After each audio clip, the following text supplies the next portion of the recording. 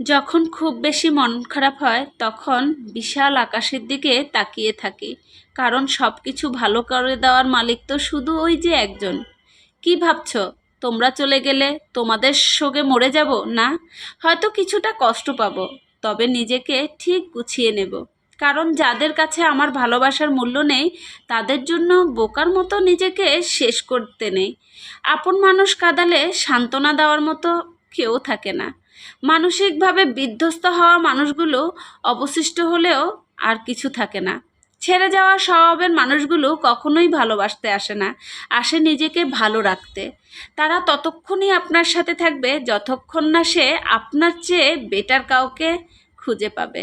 জীবনের দুই একজন ভুল মানুষের সাথে পরিচয় হওয়াটা দোষের কিছু নয়, কারণ এই ভুল মানুষগুলো একসময় আমাদের সঠিক মানুষ অবধি পৌঁছে দেয়। অনেক দেখেছি যারা অন্যকে ভালো রাখতে গিয়ে নিজের ভালো থাকা বিসর্জন দিয়েছে, দিন শেষে তাদেরকেই অপরাধের কাঠগড়ায় দাঁড়াতে হয়েছে।